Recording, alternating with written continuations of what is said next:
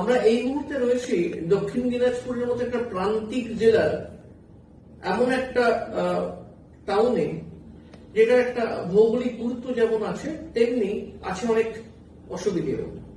কারণ এই জেলা কিন্তু নদীমাতৃক এবং আমরা এমন একটা সময়ে রয়েছি, এই সময়টা যদিও প্রত্যেক বছরের মতো শরৎকাল, কিন্তু আমরা এবছর দেখছি শরৎকালেও কিন্তু বৃষ্টি হচ্ছে। যেমন দুর্গাপুজো পিছিয়ে গেছে, শরৎকালে নেই, তেমনি বর্ষাকালের বদলে শরৎকালেও কিন্তু বিষম একটা বৃষ্টি হচ্ছে এবং বৃষ্টি হয়ে এমন একটা পরিস্থিতির মধ্যে রয়েছে যে বন্যার মতো অবস্থা হয়ে গেছে কিন্তু এই জেলার বিভিন্ন জায়গায়। এই জায়গাটার নাম গঙ্গারামপুর। গঙ্গারামপুর পৌরসভা, সেখানকার যিনি প্রশাসক, একসময় চেয়ারম্যান ছিলেন, ভোট হওয়ার কথা ছিল কিন্তু করোনার জন্য যে ভোট সব পিছিয়ে গেছে, তার ফলে এই গঙ্গারামপুরের পৌর প্রশাসক প্রায় 80 কাছাকাছি বয়স, কিন্তু সকাল থেকে রাত অব্দি দৌড়ে বেড়াত। সেসব জানতেই এই মুহূর্তে গঙ্গারামপুরের পৌর প্রশাসক অবলেন্দু সরকারের মুখোমুখি আমরা, যাকে এলাকার লোকজন সবাই ভালোবেসে অমল মাস্টার হিসেবে চেনে। তার সাথে কথা বলে নেব এই মুহূর্তে গঙ্গারামপুর ঠিক কেমন আছে, পৌরসভা কতটা এলাকার মানুষের পাশে রয়েছে। অমলেন্দু, নমস্কার। নমস্কার। গঙ্গারামপুর পৌরসভার দায়িত্বে আপনি। এই মুহূর্তে বেশ কয়েকদিন ধরে বৃষ্টি হচ্ছিল, অবস্থা বেশ শোচনীয় হয়ে উঠেছিল, আপনাকে যথেষ্ট ব্যস্ত থাকতে হয়েছে, তার মধ্যে আপনি আমাদেরকে সময় দিয়েছেন, তার জন্য আপনাকে ধন্যবাদ। কি অবস্থা গঙ্গারামপুরের? একে করোনা, তারপর আবার এখন বন্যার মতো অবস্থা। দুটোকেই সামাল দিতে হবে আমাদের। ঠিক। প্রথম হলো করোনার যে ভাইরাস সারা পৃথিবী, পশ্চিমবঙ্গকে ছাড়েনি, সারা গঙ্গারামপুরকেও ছাড়েনি। সেখানে আমরা কঠোর হাতে সেটাকে দমন করার চেষ্টা করেছি, যাতে জনগণের কোন রকম অসুবিধা না হয়। প্রচারের মাধ্যম দিয়ে তাদেরকে সচেতন করার চেষ্টা করেছি। উপরন্ত যারা একটু শিক্ষিত নয় তাদের কাছে আমাদের আশা কর্মী প্রেরণ করে, যাতে এই করোনা যাদের হয়েছে বা তাদের সহজেই আমরা দিচ্ছি আমাদের যে হসপিটাল বা করোনার হসপিটাল থেকে করা হয়েছে সেখানে আমরা নিয়ে এসেছি, আবার সুস্থ করে তাদেরকে বাড়ি পাঠিয়েছি। অনেক বন্ধু বান্ধব আমাদের করোনা হয়েছিল, তাদেরকেও তারা ফোন করেছে, যথারীতি আমরা আশা কর্মী পাঠিয়ে ডাক্তার পাঠিয়ে তাদেরকে ওষুধ দিয়েছি, বাড়িতেই ওদের থাকার ব্যবস্থাও করে দিয়েছি, সুস্থও করেছি। এটা আমরা করে আজকে প্রথম যে অবস্থাটা ছিল আমাদের, এখন আমরা প্রায় 0 দিকে ছিল, মানে আমাদের গঙ্গারামপুর পৌরসভা করোনার মৃত্যু নাই এবং যে রোগটা, সে রোগটাকেও কমে একটা পার্সেন্টেজ দিয়ে আছে, 90% লোক এখন করোনা সংক্রান্ত এই মুহূর্তে লাস্ট কয়েকদিনের বৃষ্টিতে বা অতিবৃষ্টিতে পুনর্ভবার জল দুকুল ছাপিয়ে চলে আসছে। তো কি অবস্থা? আপনি তো নিজেও বোধহয় গতকাল রাত্রিবেলা তো বোধহয় কিছু অংশে গঙ্গারামপুর, পুনর্ভবা এবং ব্রাহ্মণী এই দুইটা নদী মধ্যস্থলে অবস্থিত, অর্থাৎ গঙ্গারামপুরটা নদী মাতৃক দেশই বলা চলে, মানে শহর বলা চলে। এখানে বন্যার প্রভাব এর থেকেও বেশি ছিল। এবার অতিবৃষ্টি, মানে প্রতি বছর যে বৃষ্টিটা হয় তার থেকে বেশি মাত্রায় বৃষ্টি হচ্ছে, প্রবল বৃষ্টিতে এখানে বন্যা হয়েছে। তার দার্জিলিং জলপাইগুড়ির সাথে আমাদের এই নদীর একটা লিঙ্ক আছে, সেই লিঙ্কের যে জলটা এখানে এসে নদীর গভীরতাটা কম, অতএব অল্প জলে সেটা টেনে ওঠে। এখানটায় আমার 4 নম্বর, আমার 5 নম্বর, 6 নম্বর, 14 নম্বর, 13 নম্বর, 9 নম্বর, আমার 8 নম্বর ব্যাপক বন্যা হয়ে গেছে। এবং এখানটায় যেটা আমাদের বন্যা রক্ষা করবার জন্য আমাদের যে বাঁধগুলো আছে, এই বাঁধগুলো অনেক দিনের বাঁধ, এর সংস্কারও হয় না। আর এটা সেচ দপ্তরের হাতে আছে। সেচ দপ্তরের গাফিলতিতে আমরা প্রতি বছর এদিন বলি যে বন্যার আগে এসে রিপেয়ারিং করে বা সুইচ গুলো রিপেয়ারিং করে দিলে মানুষের এই দুর্ভোগটা হতো না। এদের অফিস আছে এখানটায়, তবু সেই অফিসারও বাড়ায় না। যখন দেখে যে খুব বিপদ তখন হয়তো গাড়ি নিয়ে এসে দেখে গেল বা খতমে ফিসকে। এইখানে তো সেভাবে তো জনগণকে সুবিধা দেওয়া যাবে না ওরকম করবে। তার ভিতর দিয়ে গতকাল প্রবল বৃষ্টিও এরকম ছিল পরশুদিন, এবং গতকাল সেই জায়গাতে জলে এমনভাবে হচ্ছে বাঁধ উঠে পড়ে বোর্ডেমির বাঁধটাকে ভেঙে গেছে। কলোনির বাঁধটা লিক করে জল ঢুকে দিয়েছিল। এবার 5 নম্বরে লিক করেছিল। আমি পরশুদিনও সকাল থেকে নেমেছি, 4 নম্বরে গিয়েছি বাঁধ লিক হওয়ার ছোট গেছে। ওখানে বলরাম ঘোষ যিনি এক্স চেয়ারম্যান ছিলেন ফোন করলো, আমি সাথে সাথে মিরপুরে ওখানে চলে গেলাম, গিয়ে সেখানে গিয়ে বাঁধটাকে যাতে কোন রকম ভাবে ভেঙে না যায় তার জন্য ওখানটায় বস্তা ফেলে ঠিক করার কথা বলে আসলাম। 4 নম্বর ওটা আমি বোর্ডে নিয়ে গেলাম, বোর্ডে নিয়ে গিয়েও আমি ব্যবস্থা করে দিয়ে এসেছি ওদিকে, কিন্তু ওই জল রক্ষা করা সম্ভব নয়। এমন ভাবে পড়ছে যে দালান বাড়ির ভিতর দিয়ে জল ঢুকে যাচ্ছে। ওখানে আমার একটা ইঞ্জিনিয়ার আছে অতনু বলে, পৌরসভার তাকে বলে কি এরকম হলো, ওরা দেখে রক্ষা করা যাবে না। এখানে এখনো 2 হাত মাটি কেটে উপরে করে তারপরে বাঁধ যদি করা যায়। আমি ওটাতে আলোচনা করে বললাম যে সামনের বার যদি ওরা না করে শেষ দপ্তর, তাহলে আমি সামনের বার যদি থাকি তাহলে বাঁধগুলো সংস্কার করে আমি ওইটাই কাজ করবো প্রথম আগামী বছর, যেটা সুইচ আমি পৌরসভা থেকে করবো। এবছর যেহেতু আমি ড্রেন রাস্তাঘাট ধরেছি, প্রায় 17 কোটি টাকা আমি এস্টিমেট নিয়েছি।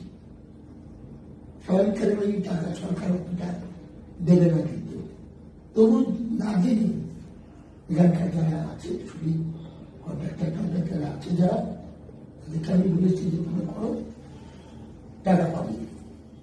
তার মধ্যে বিশ্বাস করে সব কাজ আমার কথা বলে ওরা করে দিচ্ছে, যার ফলে আগে আউটপুট ছিল না।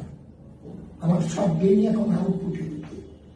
তো আমার একটা শিক্ষা হলো দেয়, শুধু আউটপুট করলে চলবে না, ড্রেনের মুখে সুইচ গেটের একটা ছোট ছোট গেট করে দিতে হবে।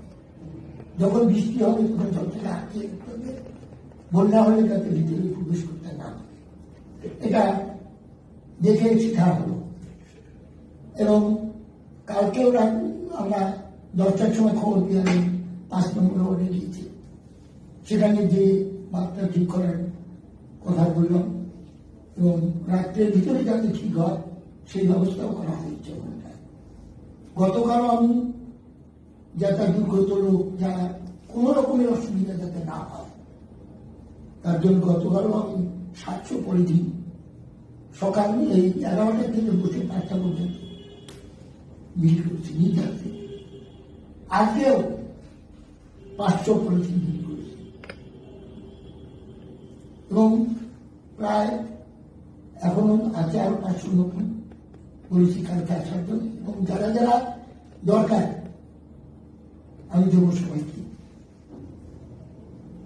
কিন্তু এর মধ্যে একটা বড় রকম কিছু এসে যায়, এটি ডিস্টার্ব হয়ে যায়। আর দুর্গত হলে মানে বড় লোক আর করে দেখে তো লাভ নেই, দালান ঘরেও জল ঢুকলেও ছুটে এসে যাচ্ছে। এখন ওই দুঃখ কষ্টের ভিতরে হাসি ঠাট্টার ভিতর দিয়ে মানুষের সাথে আলাপ আলোচনার মাধ্যমে আমরা এখন ফিল করছি। আগামীকাল আমি সিদ্ধান্ত নিয়েছি রেস্কিউ সেন্টার যেগুলো করেছি, যাতে লোক এসেছে তাদের তো দুরবস্থা, আগামীকাল আমি সব রেস্কিউ সেন্টারে টোকন পাঠিয়ে দিচ্ছি। তারা 6 কেজি করে চাল দিয়ে দিচ্ছি, রান্না করে খাবে, সেই চালটা আমি দিয়ে দেবো আমার যেখানে আছে সেখানে। আর দুস্থ যারা আছে খাবারের রান্না করা খাবারের কোনো ব্যবস্থা কি করছেন না? না, এখন এই মুহূর্তে করছি না। আচ্ছা। আমি যদি দেখি যে রাতটা আরো বেশি হয়ে যাচ্ছে, তখন আমি রান্নার ব্যবস্থা করবো। এটা চিন্তায় রেখেছেন? রেখেছি। আমি একটু পুরোনো কথায় ফেরত আসি। এই ধরনের আলোচনা তো আমরা করবোই, কিন্তু আপনি যে টার্মের চেয়ারম্যান, সেই টার্মের শুরু যদি আমরা দেখি তাহলে আপনি কিন্তু চেয়ারম্যান ছিলেন না। না, চেয়ারম্যান ছিলেন অন্য একজন। তারপর রাজনীতি যেরকম হয়, রাজনীতির কিছু পালাবদল, কিছু দল ত্যাগ, এসবের কারণে আপনি ছিলেন ভাইস চেয়ারম্যান। কিন্তু এই দল ত্যাগের কারণে চেয়ারম্যান দল ত্যাগ করে অন্য দলে চলে যাওয়ার পর বিভিন্ন রকম ঘটনা ঘটার পর আপনি আলটিমেটলি চেয়ারম্যান হয়ে আসেন, এবং আপনার চেয়ারম্যান হয়ে থাকার বয়স 1 বছর কয়েক মাস। তো এই 1 বছর কয়েক মাস আপনি চেয়ারম্যান, আপনি প্রথম দিকে চেয়ারম্যান ছিলেন না। তো লাস্ট 4 বছরে, প্রায় 4 বছর অন্য কেউ চেয়ারম্যান ছিল, আপনি 1 বছর ছিলেন। আপনাকে যদি আমি বলি যে আপনি চেয়ারে না বসে আপনি অ্যাজ এ মানুষ, বা আপনি অমল মাস্টার হিসেবে, যেভাবে মানুষ আপনাকে চেনে, যে অমল মাস্টার হিসেবে যদি আপনি মূল্যায়ন করেন যে 4 বছরের চেয়ারম্যান এবং 1 বছরের চেয়ারম্যান, আপনি কিভাবে সাথে মূল্যায়নটা করবেন? কাউকে ছোট করা যাবে না এ বিষয়ে। যিনি আগে ছিলেন তিনি 4 বছর থাকলেও তারা মুর্শিদাবাদ পাবে না। প্রতিটা দোষী যদি তাকে দেয় তাহলে হবে না। কারণ ওই 4 বছরে উনি যেরকম চেয়ারম্যান ছিলেন, আমি ভাইস চেয়ারম্যান ছিলাম। যদি উনি কোন ক্ষতি করে থাকে বা কিছু অন্যায় করে থাকে, তাহলে তার হাতটা কিন্তু আমাদের উপরে 18 জনের মধ্যে। মানে আপনি যে মাস্টার মশাই ছিলেন বুঝতে পারা যাচ্ছে, আপনি খুব সুন্দর ডিপ্লোম্যাটিক অ্যান্সার দিয়ে বেরিয়ে যেতে চাইলেন না আর কি, সরাসরি কিছু বললেন না। আমি তাহলে সরাসরি প্রশ্নগুলো করি। আপনি বলছিলেন যে আমাকে ড্রেনেজ সিস্টেমটা করতে হবে, আমি করার কাজ শুরু করেছি, আমাকে দেখতে হচ্ছে, আমি করছি।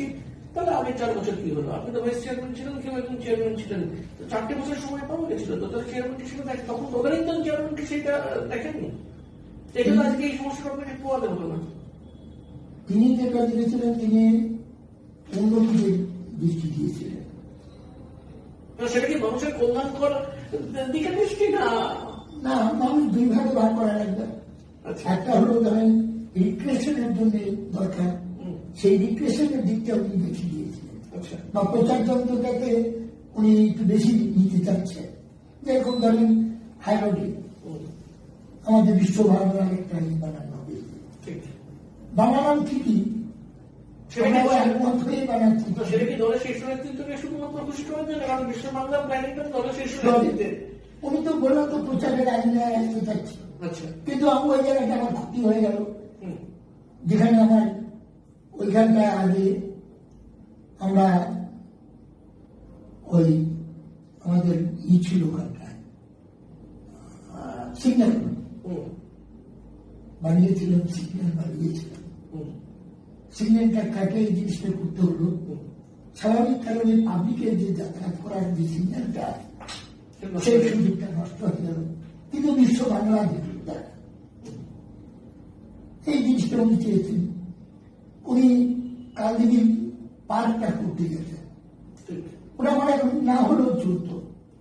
কিন্তু যেহেতু চেয়ারম্যান একই দলের, আমরা সবাইকে আমরা সম্মতি দেবই, ভালো মন্দ আলোচনা করবার পর সম্মতিক্রমে গৃহীত হইল। না, আপনার এই কাজগুলোতে কোথাও আপত্তি থাকার কথা না, কিন্তু আমার বক্তব্য হলো, কিন্তু আমাদের কিন্তু পাবলিকের কোনো বেনিফিট নেই ওতে। ঠিক এটাই বলতে যে প্রায়োরিটি কি, আপনার প্রায়োরিটি নষ্ট হলো, নষ্ট হলো। আমাদের বললো বুলেট ট্রেন আন, দেখালো বুলেট ট্রেন। এখন আমি দেখতেছি যে ওদের মানে কি জানলো আমি এই বুঝতে পারতেছি না। দরজা খোলা, ও বাংলা খোলা, ওকে এখন বেকার দিদি, আমার এখন খরচ শেষ হয়ে যাচ্ছে। ওটা আমার না হলেও চলতো, 2 দিন পরে করতাম, আগে আরাম করে সাজিয়ে নিয়ে ওটা হলেও চলতো। কিন্তু ওনার ধারণা যে বিশ্বের বাইরের লোকরা আসবে, দেখবে, নাম করবে, চেয়ারম্যানের নাম হবে।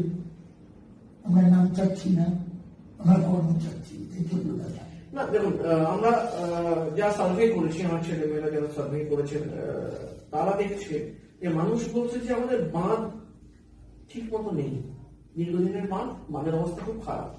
এবং এটা এমন একটা জেলা যেখানে এরকম তো নয় যে এবছর হয়েছে আবার কবে হবে কোনো ঠিক নেই, পরের বছর হতে পারে। কারণ নদীমাতৃক একটা শহর, সব বছরই হবে। এবং 2017 একটা ভয়াবহ বন্যা হয়েছিল।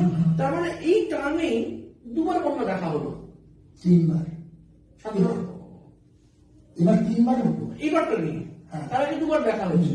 এবারটা তো আমাদের হিসাব মতো ভোট হয়ে যাওয়ার কথা ছিল। হ্যাঁ, সেটাই যদি আমি বাদ দিয়ে ভাবি যে 2020 এপ্রিল মেতে হয়তো ভোট হয়ে যেত, তাহলে আপনারা দুবার দেখেছেন। হ্যাঁ, সেই দুবার দেখা হয়েছে, তারপরেও বাঁধ কিন্তু সেভাবে ঠিকঠাক করা হয়নি। এটা কিন্তু বিশাল না, অভিযোগ। একমত, আপনার সাথে একমত আমি। তাহলে তো বোধহয় মানুষের এটা প্রধান দাবি ছিল, এই পার্কটা বোধহয় প্রধান দাবি ছিল না, বিশ্ব বাংলা বোধহয় প্রধান দাবি হতেই পারে না।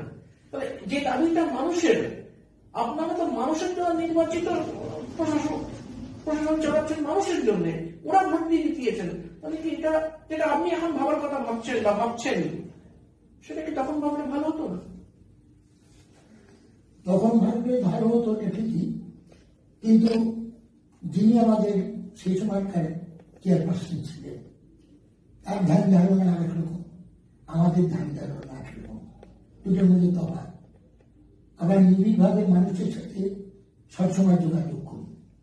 দেখবেন আপনি আর দেখেন, আর ফিল্মগুলো দেখে না, যে কোনো সময় আপনি একটা দিন দেখবেন আমরা সকাল থেকে একবার রাত্রি পর্যন্ত মানুষের সাথে কিন্তু আমাদের যোগাযোগ আছে।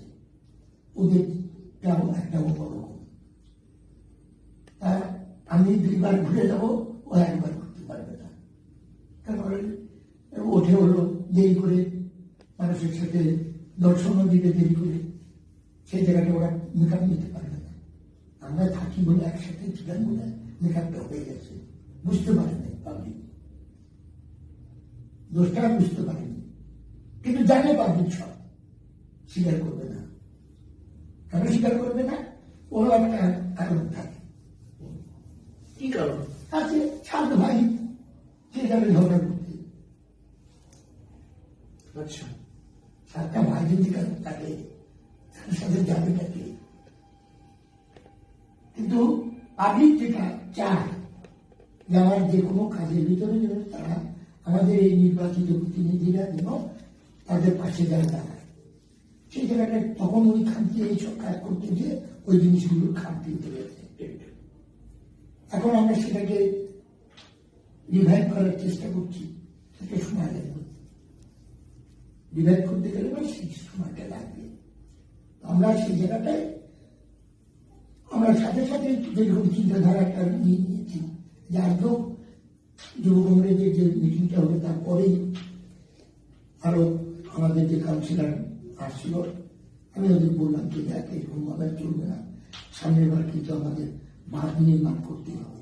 বাঁধে কিন্তু অনেকদিন মাটি দেওয়া হয় না, সেই বাঁধ যদি কিছু না করা যায়, জলের গভীরতা, নদীর গভীরতা খুবই কম, অল্পতেই ফেলে উঠবে। বলবো তাহলে সামনের বার সেইভাবে করবে, সামনের বার রাস্তা করবো না, রাস্তা করবো না, ড্রেন করবো না, ড্রেনের বাড়ি আমাদের অনেক হয়ে যাবে। এটা আমাদের চিন্তাধারা একটা, ওদের আবার অন্যরকম চিন্তাধারা। আমি প্রায় অনেক কথা বলছিলাম, আবার অন্য একটা প্রশ্নে আসছে, এই যে আপনি বলছেন ড্রেনেজ সিস্টেম, এটা শুনছিলাম যে এলাকাতে মানে ড্রেনেজ সিস্টেমের কাজ হচ্ছে বা হয়েছে, কিন্তু এটা তো খুব কম সময় আগে হয়েছে, এটা কেন এর আগে হলো না? এর আগে ওই বলুন যে আমরা 14 আর 15 এর টাকা যেটা একটা বেশি টাকা পাই, এটা যদি আমি অন্য সব জায়গাতে নিয়ে যাই, তাহলে এটা অসুবিধে। আমি তো সেই জায়গা নিয়ে নিই, আমি 14 কাজ করবো। 15 যে টাকা আছে ড্রেনে লাগা দিচ্ছি, রাস্তাতে লাগা দিচ্ছি। ইলেকট্রিসিটির যেখানটা, এই যে ইলেকট্রিসিটিটা, এই যে এত টাকার ইলেকট্রিসিটি আমি সাথে সাথে লাগা দিচ্ছি। আমি কন্ট্রাক্টর ওসব কিছু বুঝি না, আমি কাজ করে বলছি না, কলকাতা কন্ট্রাক্টর নাম করে কন্ট্রাক্টর, ও এখানে করেছিল, সেটাকে কলকাতার যে তাদের সাথে বসে টেন্ডারে ভুল করে ফেলে দিয়েছিল। করে তাদের নিয়ে আসলাম, নিয়ে এসে কাজটা উঠে নিয়েছি। আর দিনের কিছু সম্বন্ধে পাবেন বলতে পারবে না, তার দিক দিয়ে আমরা সে ব্যবস্থা করেছি, যেটা আপনার 3 নম্বর একটা গ্রাম অঞ্চল হওয়া উচিত, পৌরসভা হওয়া উচিত না। আর যেগুলো যে ছোট্ট যে রাস্তা করে দিয়েছি ওখানে পাকা, যা কাঁচা ছিল একটা গোলা নেই। আমাদের ইলেকট্রিসিটি কংক্রিটের রাস্তা না সব কংক্রিটের। রাস্তা? আমি ওই নিচের রাস্তা যাচ্ছি না, মাটি ফাটিও ছবি করে নেয়, কংক্রিটের রাস্তা করছি এবং সাথে সাথে জলের ব্যবস্থাটা করছি। পাইপলাইনের জলের ব্যবস্থা করতে লোকের কোনো অসুবিধা না হয়। হাইমাস তো করেছি, অলিগলিতে দেখবেন হাইমাসি ই করে দিয়েছি। হয়তো এই হাইমাসি ওনার চিন্তাধারা অন্যরকম হবে, আমার চিন্তাধারা উনি বিশ্ব বাংলার করতেও পারে, কোনো লাইটের ব্যবস্থা নেই। আমি সেটা করিনি, আমি হাইমাসি দুটো হাইমাস বসাবো এবং তার সাথে সাথে ওখানে লাইটের ব্যবস্থা করবো, যাতে ওইখানটা কোন রকম অন্ধকার না থাকে। সুদ পড়লে যেন লোক সুদ খুঁজে বের করতে পারে, যাতে কোন প্রকারে লোকরা যখন হাঁটাচলা চলা করলে চোর ডাকাত কোন রকম ই করলে যেন দেখা যায়। সাথে সাথে আমার আরেকটা কি দরকার হচ্ছে, পুজোর আগে আমি সেটা করার চেষ্টা করছি। সেটা হলো এতদিন গঙ্গারামপুরে সিসি ক্যামেরা ছিল না। আমি চাচ্ছি রেল স্টেশন থেকে হাইরোড, হাইরোড থেকে পৌরসভা, পৌরসভা থেকে কালীতলা, কালীতলা থেকে আপনার শিববাড়ির এইখানে পর্যন্ত আমার একটুখানি ধরেন দুঃখের ভিতর দিয়ে হোক আর যেন করি হোক, ওই শ্মশান যেটা আছে শ্মশানের এইদিকে ছেলেটাকে মানে অন্ধকার জায়গা, তো সেই জায়গাটা আমার একটু নিজেরও একটু ওই জায়গাটাকে আগে লাইট করতে হবে। তো সেই জন্য আমি ওখানে লাইটেরও দিয়ে সিসি ক্যামেরা যদি রাখি, তাহলে কারো পকেট মার হলো বা কিছু হলো, পুজোর সময় যাতে সবাই করতে পারে। আমি নিজে এটা পৌরসভাতে রাখবো, আমি ইকে দেবো না, পুলিশকে দেবো না, কারণ পুলিশ ওটাকে দেখবে না। পুলিশ দেখবে না কারণ ওর দিকে তাকাবেও না, দেখবে না, দেখলে ওদের লস। আচ্ছা, ওখানে ধরে সুবিধা হবে। কারণ লসের কারণে এমনই জিনিস যে এই যে রিসেন্ট একটা ছিটা ছিল, একটা মেয়ে গলার থেকে সোনার হাত টান দিল, যারা প্রতিবাদ করলো তাদের ধরে নিয়ে গেল, তোমরা চোরকে মারলে কেন? চোরকে চুরি করলো, রাতের সময়টা কোথায় সেটা দাও, সেটা কিন্তু কথা বলে না। আপনি তো খুব মানে সাংঘাতিক একটা অভিযোগ করছেন। আমি প্রশাসনের থেকে প্রশাসনেরই আর একটা পার্ট পুলিশ, তাদের বিরুদ্ধে আপনি সরাসরি তোপ ডাকছেন যে পুলিশের অসুবিধা হচ্ছে এই ধরনের কাজ করতে গেলে।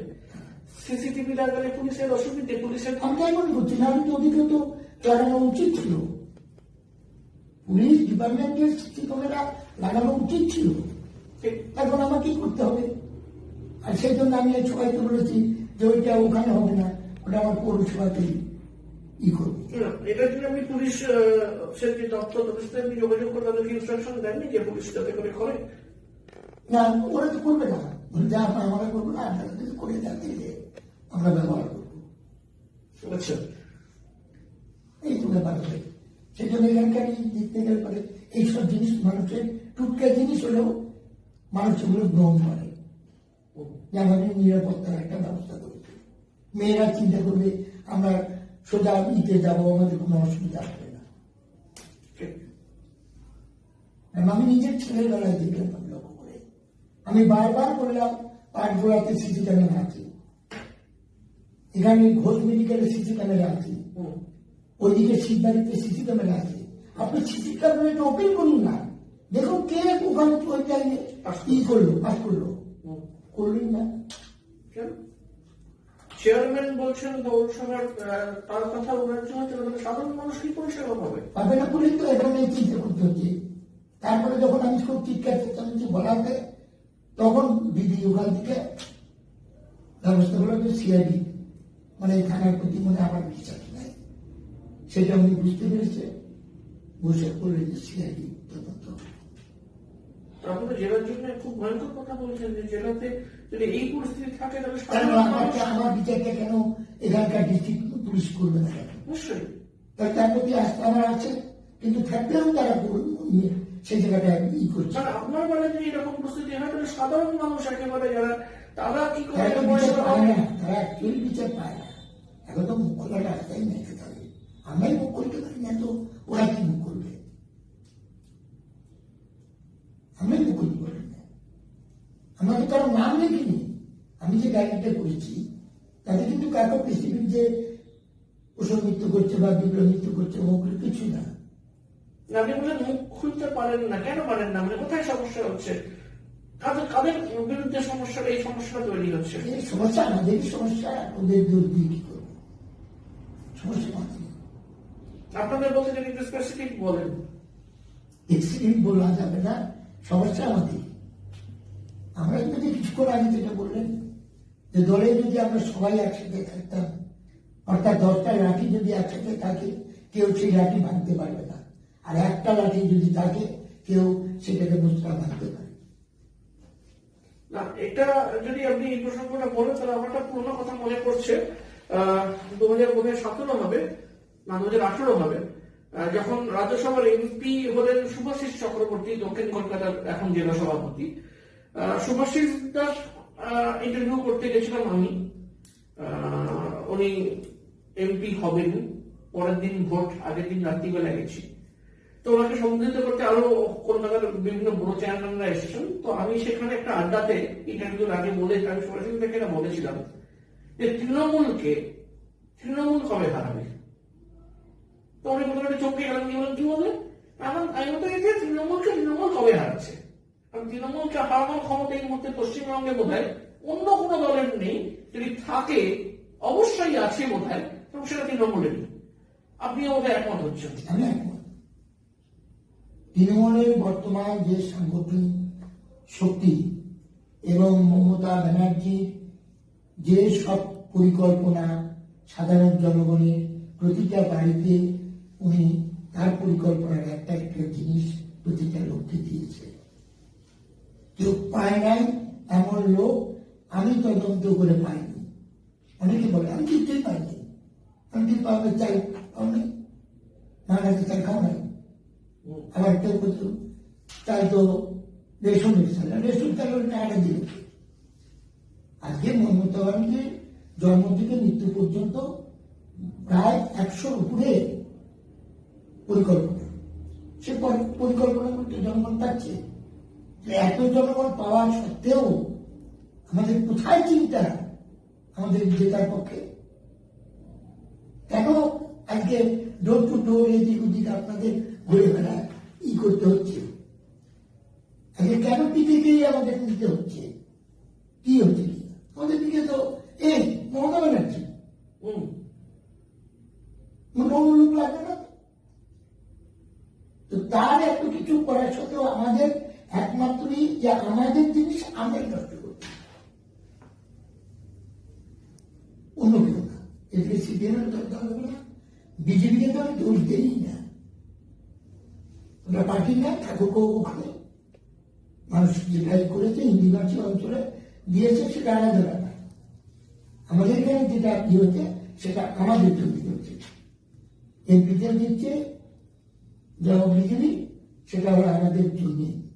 আমি আপনার কথা প্রসঙ্গ টেনে বলবো যে যখন প্রথম দিকে এলেন লোকসভা ভোটের পর, আপনাদের প্রথম যেটা এজেন্ডা ছিল সেটা হচ্ছে দিদিকে বলো।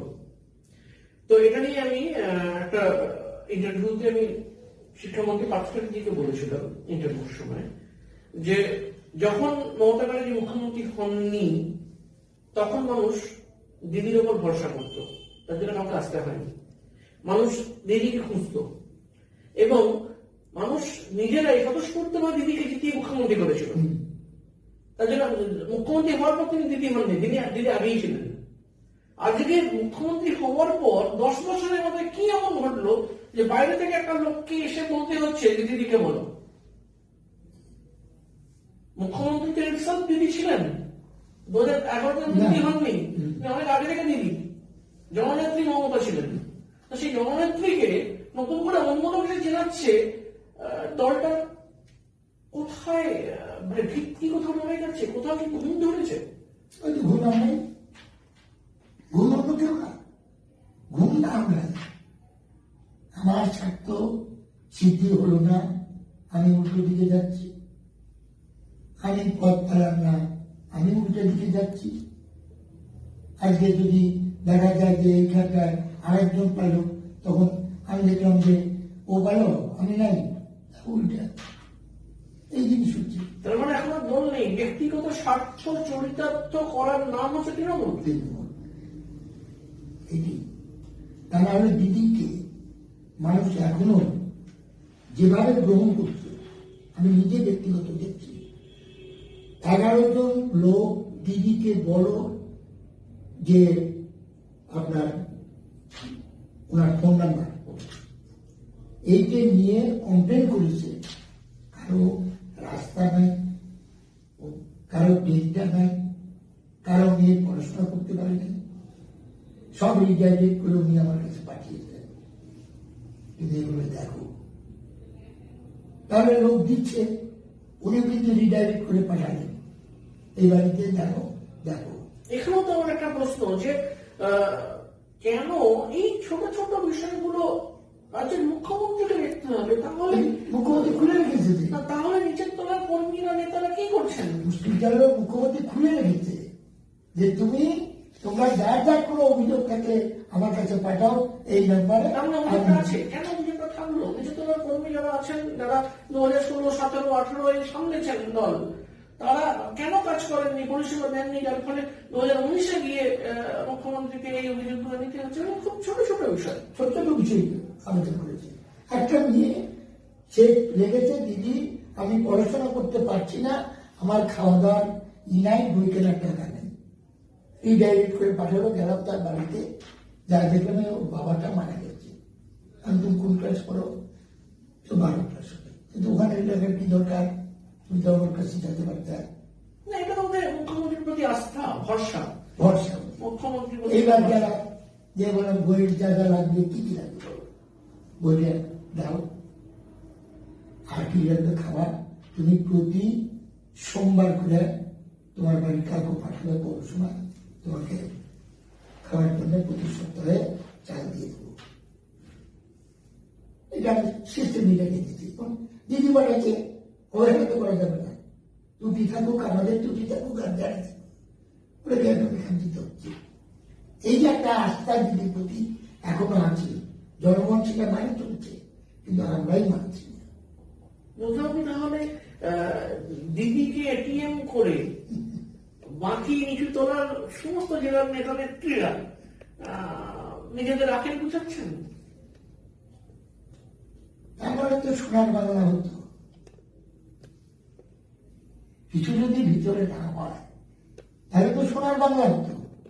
যেটা বলেছে হবে সোনার বাংলা, রাস্তাঘাট থেকে আরম্ভ করে প্রতিটা জিনিসই সোনা দিয়ে মোড়া হতো। যত টাকা দেয়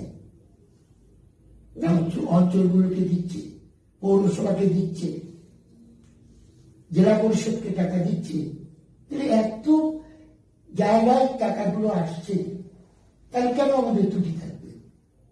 2011 তৃণমূল সরকারে আসার পর প্রথম 1-2 বছর কাজ হচ্ছিল, তারপর কিন্তু কাজ ছেড়ে দিয়ে পকেট ভর্তিটাই হচ্ছে। কি হলো, মানে তৃণমূলের নেতাদের কি মাথাটা কোথাও ঘুরে গেল, তাদের মানসিকতা পরিবর্তন হয়ে গেল? কলকাতা কেন্দ্রিক হওয়ার পর এই জিনিসটা হয়েছে। আমার ব্যক্তিগত মতের কথা বলছি, সব জিনিসই কলকাতা কেন্দ্রিক হয়ে গেছে। আর সেই কলকাতা কেন্দ্রিকে যারা আছেন তারা বিচার করছেন না। আমি অপরাধ করলেও আমার অপরাধ মার্জনা, আর কিসের বিনিময়ে মার্জনা হচ্ছে তা আমি বলতে পারবো না। আমি একটা খারাপ লোক, আমার জানছে সবার কাছে যে আমি খারাপ, কিছুক্ষণের জন্য আমি খারাপ হয়ে থাকে, তারপর আবার ভালো হয়ে যাচ্ছি। মানে গঙ্গারামপুর পৌরসভার চেয়ারম্যান প্রাক্তন চেয়ারম্যান এই মুহূর্তের পৌর প্রশাসক কিন্তু খুব সাংঘাতিক কথা আছে, কিন্তু বলছেন এই আলোচনা আমরা শুনছি আর কি, আরো অনেকটা শোনা বোধহয় বাকি আছে। উনি কিন্তু একটার পর একটা বোধহয় কোথাও বোম ফাটাচ্ছেন বলা যেতে পারে, যে কিন্তু সরাসরি দলের সমস্যাগুলো, দলের জন্যই হয়তো দলের সমস্যাগুলো বলছেন। কারণ যদি দল এখনো বোধহয় নিজেদেরকে রেকটিফাই না করে, তাহলে আগামী সময়ে দলের কিন্তু পশ্চিমবঙ্গে বোধহয় টিকে থাকাটা মুশকিল হবে। আপনি কি একমত? যদি এখনো রেকটিফাই না করে, দল তো আমাদের জন্য লোক ভোট দেয় না, ভোট তো দেয় দিদি, ঠিক আমাদের দিকে ভোট দিত না, ঠিক বাক্সই করতো না, দিদিকে ভোট দেয়। ওইটাই আমরা সবাই মিলে ভাঙা আগুনা খাইতে যেটা ভোট খায়, ওইটাই ধরে না খাবি। সেইটা তাহলে তো যে কথাটা প্রচলিত আছে পশ্চিমবঙ্গে, বিরোধী যেখানে করে সবাই যে কথাটা বলে বোধহয় সেটাই মানে আপনি স্বীকার করছেন যে দলে একটাই বিরোধী শক্তি নাই, না আছে বিজেপি, না আছে সিপিএম, না মানে না ফন্ডে। তার মানে দলে একটাই পোস্ট, বাকিগুলো পোস্ট, আপনি তো সেটাই বলছেন। বানার দেখা হচ্ছে সবকে, যখনই অসুবিধা তখন রসিটান দিলে তো সে স্তব্ধ হয়ে যাবে। একটা অ্যাটেম্প যদি আমি নেই, পিছন থেকে যদি রসিটান করতে যায়, তখন তার অ্যাটেম্প নেবো না, আমি খারাপ হতে যাবো না। আমি একটা ভালো কাজ করতে করতে যদি আগামী পাওয়া যায়, তার মানে আমার বলে সংশোধন হয় যে না, আমি ঠিক এরকমই চলতে যাই। আপনি বলছেন যে দল ভালো কাজ করতে অনেক সময় দিচ্ছে না। দল তো সবসময় ভালো কাজ করে দিচ্ছে, যে কালকেও একটা অর্ডার দিচ্ছে, পৌরসভায় কোন নিজের আত্মীয় কেউ ঢুকানো যাবে না, যাইতে হবে।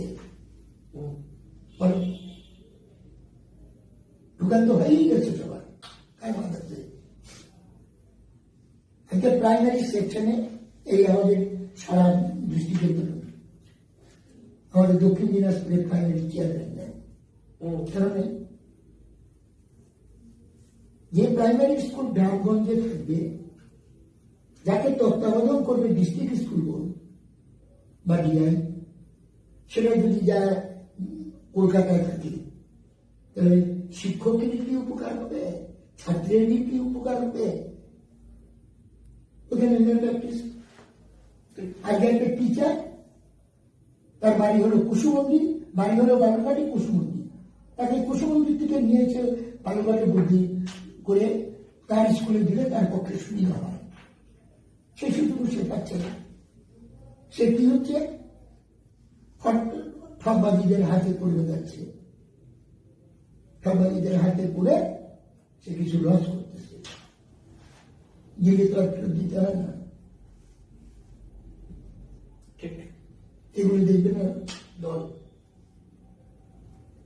দুটাটা যদি নিয়ে যায়, যদি মনে করছে যে কলকাতার লোকের শহর, তাহলে তো হবে না। সৎ আছে বা চিন্তা হচ্ছে না, যেটা থেকে সৎ লোক একটাও নাই, সৎ লোক তো আছে, তাকে বাঁচো। সে আমি না থেকে আরেকজন থেকে, আরেকজন থেকে না আরেকজন থেকে, তাকে বাঁচে নিয়ে নাও। কিন্তু আমি যখন প্রেসিডেন্ট হব, আমি চিন্তা করতেছি আমি আমার নিজের লোককে কে লেগে থাকবে তার দিয়ে করবো, আমার বন্ধু থাকলে সে করবে তারটা, আমি থাকলে আমারটা করবো, তাহলে ধর কি করে হবে? একটা লোক অর্গানাইজার ভালো, সে স্থান পাবে না। তাই হচ্ছে সব জায়গায় আমাদের এক দক্ষিণ দিনাজপুর না, সব জায়গায় এগুলো জানে। কলকাতা জানে না, তারা কলকাতা সব শুনে, শোনার পর ফারাক্কা ব্রিজ পার হয়, যেসব কাগজপত্র দেয় গঙ্গায় ফেলে দিয়ে চলে কলকাতা মুখে কথা দিল। কেন এমন হচ্ছে কি করে বলবো? তাহলে আমার আজকের দিকে নয়, আমার আমলে ধরে নিন আপনি, অনেকগুলো প্রেসিডেন্ট গেছে তো প্রদেশে, অনেক প্রেসিডেন্ট গেছে, সোমেনদার মতন প্রেসিডেন্টকেও দেখি আমি। আমাদের ছিল কালিয়াগঞ্জের, মহেশ সেনগুপ্ত, না না যোধা আচ্ছা, কেউ ছিল, সবাই ছিল কৃষিদের। আমরা সেই সময় থেকে দেখে আসতেছি আর কি। এটা যে স্ট্রং একটা পার্টির একটা ডিসিশন, সেই ডিসিশনটা নাই। মনে হচ্ছে যখনই দেখতেছে যে পার্টিতে একটু আলাদা হয়ে যাচ্ছে, তখন মনে হয় একটু না নিলে মনে হয়, আমার মনে হয় ভোট হবে না, একে না নিলে ভোট হবে না, এই একটা চিন্তা। এই চিন্তাতেই পার্টির এই দুর্বলতাও শুরু হয়ে যাচ্ছে। আপনি কি কোথাও ইঙ্গিতটা বিপ্লবের চোখে করলেন? ইনকামের তো বন্ধু বলে তো লাভ হবে না। আচ্ছা, না, আমি আমি আমি বিপ্লবের সম্বন্ধে তো কিছু বলবো না। এইভাবে তো একজন বন্ধু আছে, একসাথে রাজনীতি করছি, ছিলামও। আর গঙ্গারামপুরের তো লোকরা দেখেছে তো, গঙ্গারামপুরের একদম বাচ্চা থেকে আরম্ভ করে বৃদ্ধ পর্যন্ত, মহিলারা পর্যন্ত সবাই জানে। তো সেই জায়গায় ওর নিন্দা করা মানে আমারও নিন্দা হয়ে যাবে। আচ্ছা, মানে নিজের নিন্দা হতে পারে, সেই কারণে নিয়ে বন্ধুকে বাঁধাচ্ছেন? বলবো বাচ্চা কি না, আচ্ছা, বলবো না। আচ্ছা, আপনি বলবেন না, কিন্তু ঘটনাচক্রে গঙ্গারামপুর বাসীরা, সেটা ব্যবসায়ী হতে পারে, বিভিন্ন রকমের বা সাধারণ মানুষ, তারা কিন্তু বলছেন, তাদের অভিযোগ যে বিপ্লব বাবু বা তার ভাইরা, তাদের পুরো পরিবার, তারা কিন্তু একবারে মাসিক কনসেপ্টে টাকা তুলতো ব্যবসায়ীদের কাছ থেকে। মাসিক কনসেপ্টে গঙ্গারামপুর পৌরসভা কিন্তু একসময়, পৌরসভার দায়িত্বে যারা ছিলেন, তারা একসময় মাসিক কনসেপ্টে টাকা তুলতো। আমার একটা ব্যক্তিগত অভিজ্ঞতা, আগের থেকে নিয়েও আজ পর্যন্ত 10 চালাতে যে অনেকেই বলে যে আমার বাড়ির জমি বিক্রি করতে হচ্ছে, গাড়ির থেকে আয় হয়, সে টাকা পর্যন্ত আমার ইতে যায়, পানি খরচে চলে যায়। এরকম ধরনের দেখবেন সবাই বলে যে আমার ভাইরা চাকরি করে বলে একটা দুটা ভাত খাইতে পারছি, সব টাকা তো আমার শেষ হয়ে যাচ্ছে। বিপ্লব মিত্র বলেই না, সবটাই জনগণ দলকে ভালোবাসেন, জনগণই তার ব্যবস্থা করে দেয়। তাই দল আমরা চাই। আমরা আজকে বলতে চান, যখন সিপিএম এর সবচেয়ে বড় কঠিন অবস্থা, লোকের কথা বলতে পারে না, তখন তো জনগণই আমাদেরকে দাঁড়া করাচ্ছে। মিছিল করার পয়সা, অমুক পয়সা আছে, অমুক পয়সা দিচ্ছে, আমাদের দেয়নি, দিয়েছে দিয়েছে বলেই তো আমরা সিপিএম এর সাথে যুদ্ধ করতে পারছি। আমার আজও মনে আছে, পাল্টা দাস অনেক পাল, একদিন আমি ওইখান দিয়ে যাচ্ছি, আমি ডাক দিয়ে বলে সব কি দাদা, বলে কি রে, তোরা কি মিছিল মিছিল করবি না? মিছিল করলে টাকা টাকা টাকা কি তোর বাদ দেয় দেবি রে, টাকাটা আমরা দেবো, এটা বড় মিছিল করো। যে আমি লোককে বলো কি করে অনেক টাকা বলতেছি, ব্যাপারটা কি জিজ্ঞাসা করো অনেক টাকা কাছে। একদিন আবার ঘুরতে ঘুরতে আসলেন, জিজ্ঞেস করল কাকা, আচ্ছা বলেন তো দেখি, মিছিল করলে আপনার কি লাভ? বোকা, সরকার পক্ষ গলাটি বের ধরতেছে, বিরোধী যদি শক্তিতে থাকে তাহলে আমার গলাটা কম ধরবে, লাগে নেই আমি টাকা নিয়ে মিছিল করবো। সেই শক্তি তো জনগণই আমাদেরকে কি তৈরি করছিল বলে আজকে টিকে আছি, আজকের মাটিতে দাঁড়া আছি। জনগণের নীতি, কোন ব্যক্তিগত বা কোন রকম নিজে বলবেন সেটা আমি কিছুদিন বিশ্বাস করবো না। জনগণ পিছনে ছিল বলেই আমরা আজ পর্যন্ত দাঁড়িয়ে আছি। অতএব টাকার ইটা এখন সেই জিনিসটা নাই, এখন হচ্ছে আয় করবো, কতটা বড় করতে পারবো, গলায় একটা বিরাট করে মারা করতে হবে, হাতে এখানটায় একটু ই থাকবে, আমার কলকাতার দাম পাবো না, বড় খেলাটাই থাকবে, এদিকে খাওয়া চলুক আর না চলুক, মার কাপড় আছে কি না আছে সেটা করে দরকার, এইগুলো লাগবে। পরিণত হচ্ছে এই জিনিসে, আকাঙ্ক্ষাটা বাড়ে গেছে।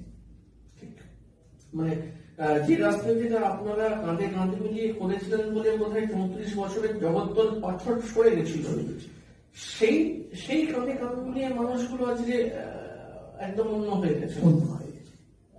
সেইটা যদি এখনো যদি মনে করে যে আমরা কোনো কিছু বুঝি না, দেখবেন যে 6টা কেন 7টায় থাকলে 7টায় দিচ্ছে, যে সব বলছে এখানে দিতে পারবেন না, ওখানে দিতে পারবো বলতে আমি দৃঢ় বিশ্বাস আমার যে কোনো কিছু না চলে আসবে। আর নির্বাচন কিন্তু পৌর নির্বাচন এক কথা, গ্রাম পঞ্চায়েত নির্বাচন এক কথা, পঞ্চায়েত সমিতি, জেলা পরিষদ একরকম, বিধানসভা একরকম, লোকসভা একরকম, কোনোটার সাথে কোনোটা মিলে যায়। অতএব এরপর যদি কেউ করে অন্যান্য কি বলে বিচার বিবেচনা করতে যায় তাহলে ভুল হবে। আমার দৃঢ় বিশ্বাস গঙ্গানাথপুরবাসী প্রতি, যে আজও পর্যন্ত গঙ্গানাথপুরবাসী আমাদেরকে কোনো সময় ফেল করে নাই। বিরোধী 35 বছর রাজত্ব করেছে সিপিএম বামফ্রন্ট, তার ভিতর দিয়ে আমাদেরকে কিন্তু তারা জিতিয়ে রেখে দিচ্ছে বিরোধী আসন পালন করার জন্য। সেই বিরোধী আসন পালন করার জন্য তখন রাখছে, এখনো তারা আমাদেরকে রাখার চেষ্টা করছে, কিন্তু আমরা কি করতে পারছি না। মানুষ কিছু চায় না, কিন্তু আমি এটুকু করে দেখলাম মানুষ বেশি কিছু চায় না। নিজেদের জীবন ধারণের ন্যূনতম প্রয়োজন সরকারের কাছে। এখন এই জায়গাটাকে আমরা ঠিক মতন করতে পারছি। আমি একদম পয়েন্ট করে করে ধরি এক এক করে আপনার কাছে, যে পানীয় জল গঙ্গারামপুরবাসী, পৌরসভার যারা মানুষজন, পানীয় জল তারা কতটা খুশি আপনাদের কাছে? পানীয় জলে আমরা একটু পিছিয়ে আছি বলতে হবে না। আমরা গত নির্বাচনে বলেছিলাম, প্রশান্ত যখন নির্বাচন হয় তখন আমরা বলেছিলাম যে বাড়ি বাড়ি আমরা জলটা পৌঁছে দেব, কিন্তু তারপরে সেটা পারলেন না। তারপরে যে জিনিসটা করা দরকার সেই জিনিসটা তখন পর্যন্ত সত্যি করতে পারে নাই। 4 বছর অতিক্রান্ত হওয়ার পর আমরা যখন 18 আগস্ট আমরা আসলাম 2019, তখন ডিস্ট্রিক্টের সাথে কথাবার্তা বলে আমি সেই জায়গাটাকে কিন্তু অনেকটা এগিয়ে নিয়ে চলে গেছি। আমার কাগজটা এখন চিফ ইঞ্জিনিয়ার পর্যন্ত চলে গেছে, আমি টাকা পাবো। গঙ্গারামপুরবাসীকে পানীয় জল দিতে কত বছর লাগবে আপনার? কামিং আমরা দিতে পারবো, বছর লাগবে না, বছর খানিকের মধ্যেই দিতে পারবো। কারণ বিপিআরটি প্ল্যান হয়ে গেছে, আর ইঞ্জিনিয়ার শুরু করবে, আর প্ল্যান্টের মধ্যে চলে যাবে। মানে উনি বলছেন যে আমরা জানি না কেউ যে ভোট কবে হবে, করোনা পরিস্থিতির কারণে ভোট পিছিয়ে রয়েছে, সেটা 2021 বিধানসভার সঙ্গে হবে না তার আগে হয়ে যাবে, আমরা কেউ জানি না এই মুহূর্তের পরিস্থিতি অনুযায়ী।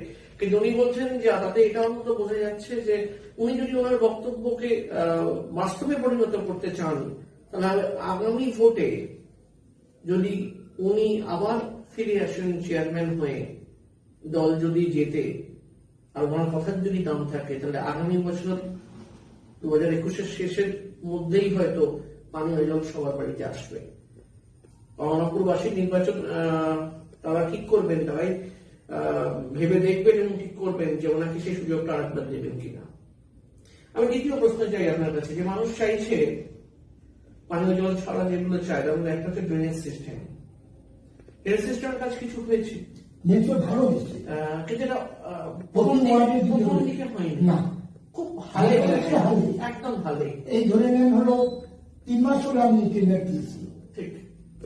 তার ভিতরে তো করোনা বন্ধ গেল, স্টার্ট নিতে পারি নাই, এই এখন স্টার্ট নিয়েছে। প্রতিটা ওয়ার্ডে 2টো করে আমার হাই ড্রেন আছে, সেই হাই ড্রেন দিয়ে যাবে, আর সাইড ড্রেন ওই হাই ড্রেনে আছে। আমরা শুনেছি যে কেন ড্রেনেজ সিস্টেম হয় সেই ব্যাপার, যে আগের যিনি দেখতেছিলেন তিনি সেভাবে এইগুলো নিয়ে মাথা ঘামাননি, আপনি এসে মাথা ঘামানো শুরু করেছেন। যেহেতু শুরু করেছেন, তাই আপনার কাছে একটা প্রশ্ন, যে মানুষ যদি আপনাকে আবার ভোট দিয়ে যেতে হয় কতদিন লাগবে? মানুষ সময় পুরোটা করতে কতদিন লাগবে? আর 1 বছর তো লাগবে। 1 বছর। আমি যেভাবে কাজ নিয়েছি আপনাকে বলি, প্রতিটা ওয়ার্ডে 2টো করে আছে, আর গঙ্গারামপুর প্রপারে ওইদিকে আপনার যাচ্ছে তপন রোডে, ওখানে 2টো করেছি, এইদিকে 2টো, আর ওই দেখবেন মানবাজার দিয়ে একটা ড্রেনের টেন্ডার দিয়েছি, এখান দিয়ে আপনার একটা টেন্ডার আছে, তারপরে আবার ওই মূল্য একটা আছে, ওপারটাকে আমি টেন্ডার দিয়ে রেখে দিয়েছি, ওরা কাজ শুরু করে দিয়েছে। পানীয় জল নিকাশি এই দুটো ছাড়া মানুষের একটা অত্যন্ত প্রয়োজনীয় হচ্ছে আলো বা বিদ্যুৎ। তার একটা নমুনা আমরা অবশ্যই এসে দেখছি যে গঙ্গারামপুরে অনেকটা চেঞ্জ হয়েছে। আগে যেরকম আলোর অবস্থা ছিল তার থেকে অনেকটা চেঞ্জ হয়েছে, কিন্তু গঙ্গারামপুর যেহেতু নদীমাতৃক একটা শহর, তাই মানুষের আর একটা দাবি বাঁধ, এবং বাঁধের সমস্যা আছে, অনেক পুরোনো দিনের বাঁধ, এবং সেভাবে রক্ষণাবেক্ষণ বোধহয় হয়নি বা হচ্ছে না, এবং আপনি পৌরসভা চেয়ারম্যান হিসেবে স্বীকার করছেন। আমার সরাসরি প্রশ্ন যে মানুষ জানতে চায় যে এর পার্মানেন্ট সলিউশন। আমরা গত শনিবার যখন বৃষ্টি প্রচন্ড হয়েছিল, বাঁধে ফাটল হয়েছিল, আমরা এলাকার বিধায়ক গৌতম দাসের সঙ্গে এলাকা দেখতে গেছিলাম। আমরা নেতা সিনেমা হলের পেছন দিকে গোরডাঙ্গি কলোনি এই জায়গাগুলো দেখেছি। আমরা দেখেছি একদম নদীর পাড়ে গেছি, দেখেছি কোথা দিয়ে জল ঢুকছে, মানুষের বাড়িতে গেছি, তাদের কাছ থেকে তাদের বাড়িতে জল ঢুকে গেছে, রান্নাঘর জলে তৈরি, তাদের সাথে আমরা কথা বলে বোঝার চেষ্টা করেছি, এবং তাদের একটা দাবি রয়েছে। তারা একদম হাতের সামনে বিধায়ককে 9 নম্বর ওয়ার্ডের কাউন্সিলরকে হাতে, মানে প্রাক্তন কাউন্সিলরকে হাতে পেয়েছিলেন, সামনে পেয়েছিলেন দেবযানী দেবীকে, তাকেও তারা একই কথা বলেন যে আমাদের এখানে বাঁধটা করে দিতে হবে, তাহলে প্রত্যেক বছর যদি বন্যা হয় প্রত্যেক বছর আমাদের এভাবে বাঁচতে হবে। আপনি আমাদের চ্যানেলে বসে ক্যামেরার সামনে বলুন কতদিন লাগবে মানুষের এই কষ্ট থেকে? এই বন্যা তো চলে গেল, কামিং বন্যা আসার আগে কামিং অর্থাৎ ধরেন ওই আগস্ট, জুন জুলাই আগস্ট, মানে পরের বছর জ্যৈষ্ঠ আষাঢ় শ্রাবণ মাসে আছে, আমরা এই বাঁধগুলোকে সংস্কার করব, এবং সাথে সাথে আমি জনগণের সাথে একটা কথা বলেছি যে যেখানে যেখানে সুইচ গেট আছে ওই সুইচ গেটের হাত না দিয়ে নিউ সুইচ গেট একটা করে তার সামনে তৈরি করার পরিকল্পনা নিতে হবে। তাহলে ডবল সুইচ গেট যদি ঠিক রাখতে পারি তাহলে জল টাউনের ভিতরে প্রবেশ করবে না। এর বাইরে কি আর কোনো পরিকল্পনা আপনার মাথায় রয়েছে গঙ্গারামপুর বাসীর জন্য? আপনি একটু আগে বলছেন যে সিসিটিভি লাগানোর একটা পরিকল্পনা আপনি করেছেন। এটা একদম বড় শহরগুলো এগুলো হয়, সেগুলো থাকে। আপনি নিজে পৌর প্রশাসক হিসেবে আপনি ভাবনা চিন্তা করছেন, অত্যন্ত ভালো উদ্যোগ। মানে এটা যদি সত্যি সত্যি আপনি করতে পারেন তাহলে একটা সাধুবাদ জানানোর মতো একটা কাজ। আর কিছু ভেবেছেন বা আর কিছু মাথাতে আসে কিছু? খারাপ প্রচুর হয়েছে এখনো, যেরকম জল বাড়ি বাড়ি দেওয়ার জল আছে, সেরকম আমাদের পিএইচির যে জলের ব্যবস্থাটা আছে এটাও খুব পুরোনো দিনের ট্যাঙ্কি, সেটা ব্রিটিশ হয়ে গেছে, জল ধারণ করার ক্ষমতা নাই। এটাকেও পিএইচি দিয়ে আমাদের তৈরি করাতে হবে। তৈরি করে যে ট্যাপকলগুলো আমরা করেছি, রিজার্ভারগুলো যে করেছি, এটাকে যেরকম সংস্কারও করতে হবে, সাথে সাথে বৃদ্ধি করতে হবে। এই যে কতগুলো আমাদের আগে চেয়ারম্যান যেটা করেছে মাঠ দিয়ে পাইপ মাধ্যমে, এটা আমাদের এখানে চলবে না। 2 মাসের মধ্যে ওটা একটা লাল জল বেরোবে, বাড়ি বেরোবে, 1 লাখ টাকা খরচ হয়। আমি যদি 1 লাখ টাকা পাইপ কিনে এক্সটেনশন করি তাহলে সেটা সুবিধা। আমি এবার কাপড় অনেকে হচ্ছে মাঠ কিনবো, তাহলে না, আমি তোমার ওখানে যদি জলের অবস্থা থাকে সেখানে আমি তোমাকে পাইপ দিয়ে বৃদ্ধি করে দেবো, তাও আমি আর টিউবওয়েল বসাবো না, বা হ্যান্ড পাইপ টিউবওয়েল বসাবো না, পিএইচি নিয়ে চালাবো, চালিয়েছি। তাই প্রতি বছর আমাকে খয়রাতি জল দিতে হয়, এবছর আমাকে খয়রাতি জল দিতে হয় না। তার একটা মাত্র কারণ যে পিএইচির কাজটা আমি করেছি, তাই লোকের জল দিতে হয়নি।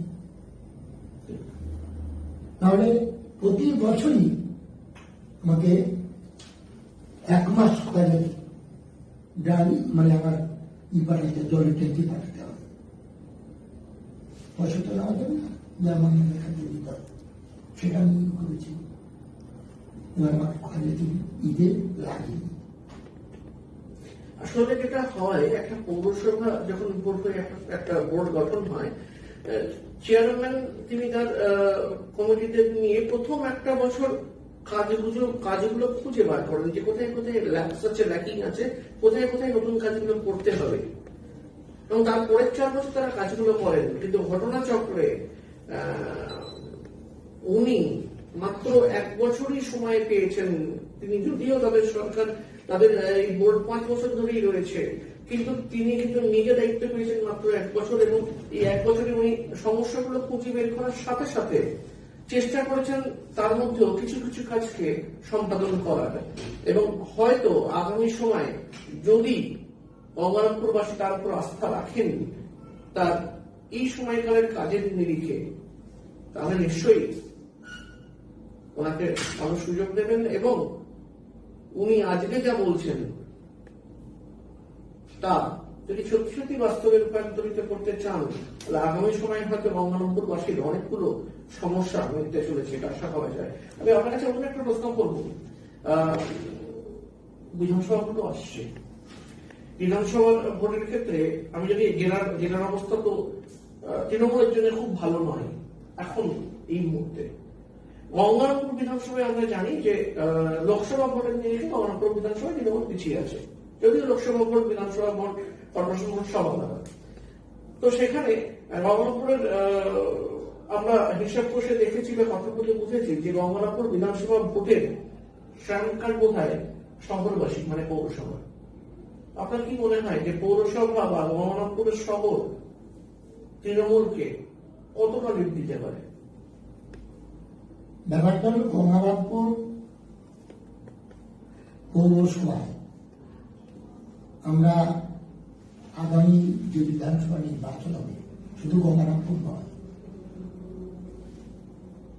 আমাদের মোহাম্মদপুর একটা খুব বড় অঞ্চল,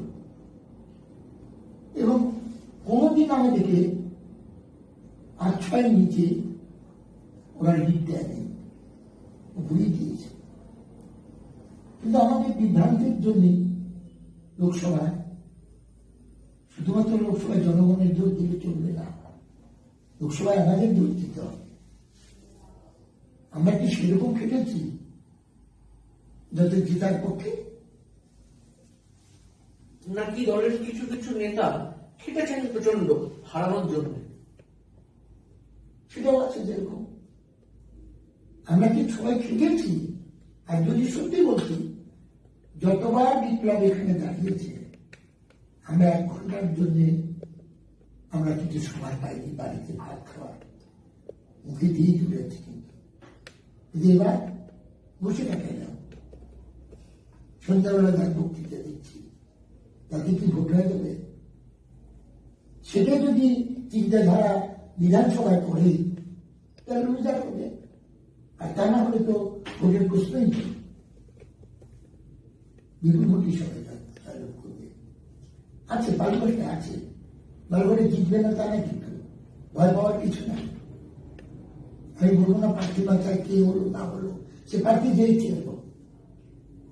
কয়েকটা জায়গায় বিভিন্ন রকমের আপনার চলে।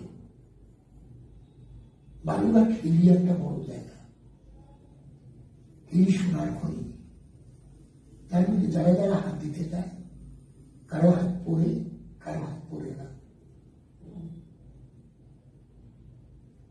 সেটাই হয়ে যায় বালুঘাটে হারার পক্ষে।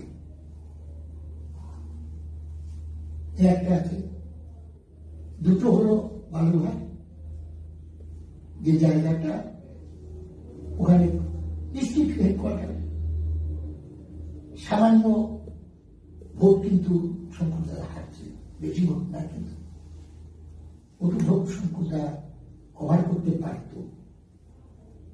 যারা শঙ্কুরদারি করেছে তাদের সাথে একটু হলেই শঙ্কুরদা দিতে যায়।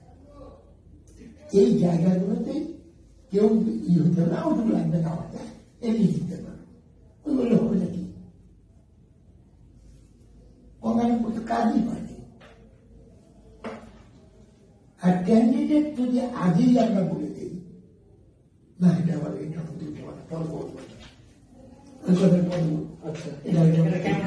বলা যাবে না। তো ক্যান্ডিডেট যে হবে, আমাদের গঙ্গারামপুরে পৌর যা আছে, আমরাই যদি বলি যে এখানে দিতে হবে না, তাহলে কি কেন তৈরি করে আমরা বসে আছি পৌরসভাতে? এটা এত বড় ভোট আমার পরিচিত পৌঁছের মতো জায়গা তারা নিয়ে চলে আসতেছে। এইসব জায়গাতে ইলাকা হচ্ছে। আর কুসুমন্দি কেন কুসুমন্দি ঠিক না? কুসুমন্দি যারা দায়িত্বে ছিল বা বুদ্ধিমতির সাথে ছিল, তারা একটা অন্ধকার জগতের লোক। তো ভোট দিন কিসের জন্য? ওটা দিবে কিসের জন্য? তো সেই দিকটা তো এখানে হবে না, বিধানসভায় হবে না তো সেটা। আমি আমার গতি রক্ষা করার জন্যই তো আমি এখন সেই গৌতমী দ্বারা একার যেই দ্বারা আমি চেষ্টা করব যৌতুক না দিতে দেওয়া আমাদের পৌরসভায় বিহার অবস্থা। এই জিনিসটা তো সবাই চাইবে, তো অঞ্চলও চাইবে। আর আগামী দিনে যারা এইসব কাণ্ডের সাথে জড়িত থাকে তাদের রূপরেখা সাধারণ জনগণ বুঝে গেছে। আমরা লিডার হয়ে আসছেন, আমরা এই জিনিসটা ধরতে পেরেছি। এখন আগামী দিনে সেই ভুল হবে না। সত্ত্বেও যে ভয়টা সবাই পাচ্ছে, সে ভয়টা পাওয়ার কিছু নেই। দেখুন, জেলা সভাপতির একটা বিশাল গুরুত্ব থাকে সব জেলাতে। আমরা জানি যে এর আগে যারা জেলা সভাপতি এর আগে ছিলেন, তাদের বিরুদ্ধে বিভিন্ন রকম অভিযোগ উঠেছিল। কেউ হয়তো পারিবারিক স্বার্থ কায়েম করার চেষ্টা করেছেন, পারিবারিক বিষয় সম্পত্তি বানানোর কথা ভেবেছেন, আবার অন্য কেউ হয়তো অন্য জায়গা থেকে এসেছেন, জেলার মাটির গন্ধ বুঝতে পারেননি, কিন্তু কিছু নিয়ে যাওয়ার প্ল্যান করেছিলেন বেশি, দেবার প্ল্যান নয়, নেওয়ার প্ল্যান। এখন যিনি সভাপতি হয়ে এসেছেন, তুলনামূলকভাবে তরুণ বয়স, কি মনে হয় তার হাত ধরে এখন অব্দি তার ক্লিন ইমেজ রয়েছে? কি মনে হয় তার হাত ধরে পুরো জেলা তৃণমূল বৈতরণী পার করতে পারবে? দক্ষিণ দিনাজপুর জেলাটা বালুঘাট একটা এডুকেটেড এরিয়া, কিন্তু মানুষকে গ্রহণযোগ্যতার মধ্যে আনতে হবে। কিন্তু সততা ওই বালায় কিন্তু এখন আরো বলবো যে আমি যদি বলি সহত মুক্ত হোক, এটা আমি আপনাকে ভুল বলবো, কিন্তু এটা হচ্ছে সৎসর্গের স্বর্গবাস, অসৎসঙ্গে নরকের স্বর্গ। দেখা দেখি কিছুটা আছে, আর কতখানি কভার করতে পারবে সেটা চিন্তা করতে হবে প্রথমে। অর্পিতার এখানে ছিল দোষ, যেরকম অর্পিতারও আছে, সাথে সাথে কিন্তু দোষ তার সাথে যাদের চ্যালেঞ্জটা বাড়াচ্ছে তাদের প্রতিনিধি সম্বন্ধে অর্পিতা জানত না। যারা এই ইটা করছে ব্যাকগ্রাউন্ডের দিকে, এটা সত্যের জন্য হওয়া উচিত ছিল, কিন্তু প্রশাসক হিসাবে ও কিন্তু ওঠেনি ছিল। প্রশাসক ডিএমও ভয় পাইত, ভয় পাইত, পুলিশও ভয় পাইত। এটা আবার এর বেলায় কতখানি মানুষ শিখে কথা। এমপি, তারপরে তো কথা কথা ইংরেজি, তারপরে চিফ মিনিস্টারের নাম, চিফ মিনিস্টারও অনেক করছে, সব ছিল। কিন্তু এর যে কতগুলো দিক আছে, সেই দিকগুলোকে উনি ঠিক রাখতে পারেন। জিনিস চলবে, কিন্তু সবার বেলায় চলবে। কেউ যদি বলে যে না আমি সত্যি, এই কথা বললে চলবে না, কিন্তু সবার বেলায় চলবে। এটা রাজনৈতিক ধর্ম, এটা রাজনৈতিক ধর্ম। এই জেলা পরিষদের মধ্যে একটা শোনা করি, ওকে বিয়ে করে চুপচাপ বসা রেখে দিবে। কথাই তো রোগের পাবে, সেটা হচ্ছে ওর কাছে। দেবার মতন বালুঘাটে 4 লোক দেবাদি করে তাকে ও রেখে দিচ্ছে, কালেকশন মাস্টার করে দিল। ওর না আছে ভ্যালু, না আছে। আমার যদি ধরেন আর আমাকে 10 কেজি মাথায় দিলেন, আমার মাথায় 10 কেজি সহ্য করার ক্ষমতা নাই, আমার মাথায় দিয়ে দিচ্ছেন 10 কেজি, তাহলে তো হবে না। ওখানে দেবা, এখানে সোনা, ওদিকে সুনির্মল জ্যোতি আচ্ছা, তুমি সোনাকে যখন দিলা মেন্টাল বানা দিলা, মেন্টাল বানা দেওয়ার পর ওকে গাড়িতে হচ্ছে, তুমি ধমক দিতে পারো না। ওই গাড়ি তারা নির্বাচনী লালবাতি যাচ্ছে, কি করছে তুমি দেখতে দেখবে না সেটা। ঠিক বিপ্লবের সময় একই ঘটনা করছে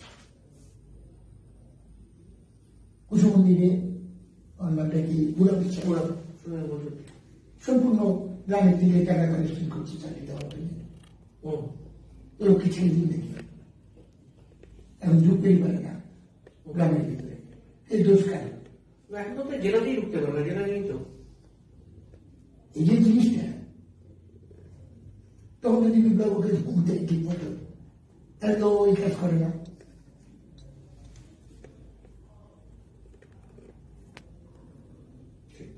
এই যে জিনিসগুলো সবাই সব টাইমেই একটা করে এখন গৌতম যদি ঠিক ভাবে করতে পারে, মানে আমার চাবো সবসময় ইয়ং ম্যান দল যখন প্রেসিডেন্ট পাঠিয়েছে তাদের সব রকম সাহায্য করে আমরা ওকে যেরকম করেই হোক জিতার ব্যবস্থা করব, সেটাই ভাবিও। তাই বলে করে না, মারেও না, বা ভোটের লিডিং করেও না, ভালোবাসার মাধ্যমে দিয়ে লোকেকে সে জায়গায় নিয়ে আনার চেষ্টা করব, করছি তাই এখনো। একদম শেষ প্রশ্নে চলে আসি। গঙ্গারামপুর পৌরসভার ভোট আজ নয় কাল হবে। আপনি শেষ 1 বছরের চেয়ারম্যান ছিলেন, কতটা আত্মবিশ্বাসী এবং মানে শহরবাসীর কাছে, গঙ্গারামপুর শহরবাসীর কাছে আপনার প্রত্যাশা যে মানুষ দুহাত তুলে আশীর্বাদ করবে? আমি গঙ্গারামপুরে আজ থেকে নয়, 70 সাল থেকে নিয়ে গঙ্গারামপুরবাসী যারা বয়স্ক তাদেরকেও চিনি, যারা ইয়ং তাদেরকেও চিনি, তারাও আমাকে চেনে। কেউ চেনে না, সাইকেলওয়ালা রিক্সাওয়ালা থেকে আসবো, টোটোওয়ালা, ওরাও যেরকম চেনে, আমিও ওদের চিনি। আমি খুব বিশ্বাসী যে আমাদের যদি পদক্ষেপে কোনো ত্রুটি না থাকে তাহলে মানুষ আমাদের ফেলবে না। এই চলার পথটা যেন আমাদের দেখা তারা না হলে আমরা নিরঙ্কুশ সংখ্যাগরিষ্ঠ নিয়ে পৌরসভায় আসবো। কতগুলো সিট আশা করেন 18টার মধ্যে? আমি আবার ওই লাইনে যাব না, কিন্তু এই 18 চাই না। আচ্ছা, বিরোধী শূন্য পৌরসভা চালানো খুব কঠিন।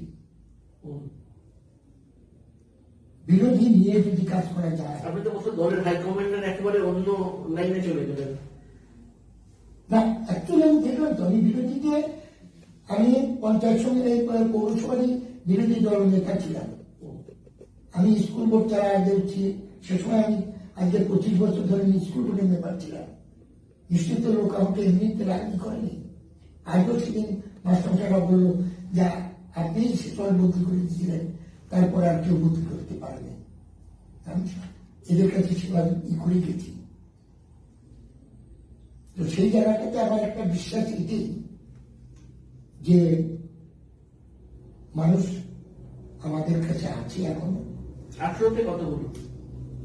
সেই যেটা বলতে চাচ্ছি, সেই নিরিখে বলি যে বিরোধী খুব একটা বিশেষ দরকার। একদম সত্যি কথা। জেলা পরিষদ নিচে স্কুল বোর্ডের মেম্বার ছিল আমাদের এই বিশ্বাস,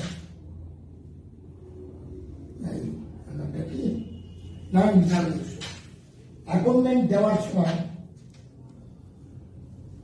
ও মিটিং করে নিল, সব নিল, সবকিছু বলে দিল। আমি ওকে বারবার বললাম তুই ভুল করছিস, বলে কোনো চিন্তা নাই, আমরা পাস করে দেন, মন করে। এইবার অ্যাপয়েন্টমেন্ট দিবে, যা একটা পড়ে গেল, ও দৌড়ে আসছে আমার কাছে। আমি বললাম বন্ধা আপনি তো ঠিক বলছিলেন, আপনি গভর্নমেন্ট অর্ডার পুলিশ নেই তো, সেই জন্য তোদের তুই তো হুমকি দেওয়া করতেছিস কাজ যদি অ্যাপয়েন্টমেন্ট তো ইয়ে হয়ে যাবে, তাহলে কি করবো, আমরা মিটিং ডাকা। ওইখানে পাস করে তারপরে দিয়ে জমা দিয়ে আসিস। তো বিরোধী এই জন্যই দরকার, বিরোধী কিছুটা পক্ষে লাইন দেখা সেই জায়গাটা ডেভেলপমেন্টের জন্য ছিল তো মনে করি কেউ করবে না, কে আমার কি করে, ডেভেলপমেন্টের জন্য বিরোধী করতে হবে। বিরোধী দরকার, সতেজ হওয়া যায়। এই যে অনেকে দশটা যে লিখছে, প্রধানমন্ত্রী মুখ্যমন্ত্রীকে লিখছে, আমি তার জন্য কিন্তু দুঃখিত না। আমি মনে করছি যে আমি কাজ করছি, ভুলে লোক একটা আশা প্রত্যাশা নিয়ে মুখ্যমন্ত্রী লিখতে যখন থেকে চিঠিটা অমল আবার কাজ করবে। তার সঙ্গে আমি কাজ করা আমার আমি রাতে একদিন একটা কথা বললাম, আপনি জানেন কলকাতা জগতে যাত্রা পার্টিতে আছে, তো নট্য কোম্পানিতে তখন বড় ফণি বুলার যাত্রার নায়ক ছিল, ও ভিলেনের পাঠ করছিল, ছিনারদুল্লাহ বই করছে না। তো ওই বড় ফণি মির্জাফরের পাঠ করতেছে, এমন ভাবে মির্জাফরের পাঠ করছে পাবলিক খেতে যা জুটে যেতে পারতেছে হবে। এটা বিশৃঙ্খলা ভাব। কিছুক্ষণের মধ্যেই বড় ফণি ওই জুতোগুলো সব ই করে মাথা নিয়ে বললো, আজকে আমার এই মানে ভিলেনের পাঠ করা যে ইটা সার্থক হলো। তাই মানে এমন ভাবে ভিলেন করছে যে ভিলেনে পরে আঘা রেখে সবাই। আমারও সেরকম যতই কমপ্লিট করুক, আমার মনে হচ্ছে যে আমি কাজ করছি বলে লোক আমার প্রতি প্রত্যাশা করতেছে, তার জন্য দুঃখ পাওয়ার কিছু অনেক বলতে তখন না এরকম কমপ্লিট করে দিল, কমপ্লিট করছে তো ভালো হচ্ছে নেই, আমাকে রাস্তা দেখা দিল, কাজ করতে পারবো এগুলো কাজ করে দেয় আমি তাকে দেয়, সেটাই হবে। এবং আমি সত্যি কথা বলছি, আপনি চুপচাপ কোনো সময় দেখবেন ভিড়ের মধ্যে যে মেয়েদের সাথে যেরকম ফ্যাক্টরিয়াল কি চালাচ্ছে, বয়স্কদের সাথেও ছেলেদের সাথে দেখবেন কলেজে যাওয়ার সময় হাসা বসে তার ব্যাপার লাগাচ্ছে। কারণটা কি, ওর ভিতর দিয়ে আমি দেখতে চাচ্ছি কয়জন রাগ করছে, কয়জন রাগ করতেছে না, কিভাবে আমাকে নিবে কি নিবে না, বা আমাদের দলকে দিবে, আমি দাঁড়াই কি না দাঁড়াই। দল তো দাঁড়াবে, তো দলকে যদি দাঁড়ায় দিতে দিতে পারি তাহলে তো পুরস্কারটা আমারই আমারই হবে। সেই জায়গাটাকে নিরূপণ করতে গেলে এইসব জায়গায় এখন বিশেষ দরকার। অনেকে হয়তো বাড়িতে বসে আছে কাজ করতে, তারা আমি বাড়িতে কিন্তু বসে থাকি। আমি যে সবসময় একদম ওদের সাথে থাকে যতটা করার চেষ্টা করছি। আমার আশা গৌতমও ভালোভাবে জিতবে। এই জন্য বলবো যে যারা যারা পাকা পাকা খেলোয়াড় আছে, ওই খেলোয়াড় গুলার, অর্থাৎ একটা ফুটবল খেলতে গেলে পরে তাকে ঘাট দেওয়ার জন্য আর একটা দল যেরকম থাকে, আমাদের দলকে ঘাট দেওয়ার রাখতে এরা সব জিতবে। আচ্ছা, আমরা এতক্ষণ কথা বলে নিলাম গঙ্গারামপুর পৌরসভার পৌর প্রশাসক অমলেন্দু সরকার মহাশয়ের সাথে। অমলেন্দু বাবু একদম আনকাট একের পর এক বোম ফাটিয়ে গেছেন। আপনারা শুনেছেন যে পর পর পর পর তিনি বলেছেন যে কোথায় তৃণমূলের একটা তো ফাঁক খবর তৈরি হয়ে যাচ্ছিল, কোথায় সমস্যা ছিল, এবং তারপরে কিন্তু 70 মাস্টারটি পরিষ্কার দেখিয়ে দিলেন যে কিসের অঙ্কে কিভাবে মানুষের পাশে থাকা যায় এবং কি কি করলে আগামী দিনে দল আবার ঘুরে দাঁড়াবে, আবার ভালো ফল করবে। তিনি সরাসরি বললেন যেভাবে তিনি কাজ করার চেষ্টা করেছেন বা তার পৌরসভা শেষ 1 বছরে যেভাবে কাজ করেছেন, তাতে গঙ্গারামপুরবাসী নিশ্চয়ই তাকে ফিরিয়ে দেবেন না, তার দলকে একটা ভালো জায়গায় নিয়ে যাবেন। সেই সঙ্গে 2021-এর যে বিধানসভা, সেই বিধানসভার যেটা এই মুহূর্তে পাখির চোখ তৃণমূলের জন্য, সেই পাখির চোখেও কিন্তু তিনি সরাসরি জানালেন যে প্রার্থী যেই হোক দল ভালো ফল করবে।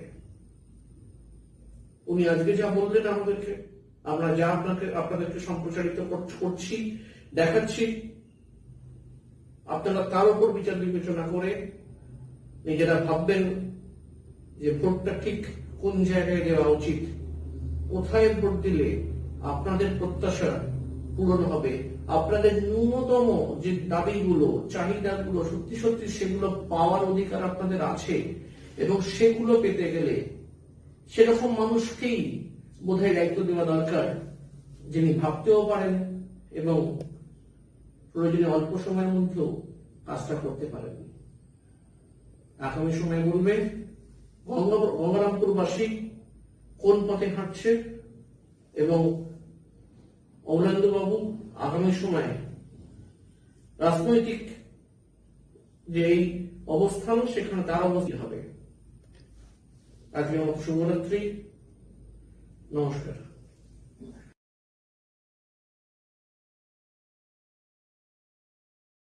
Subscribe our channel.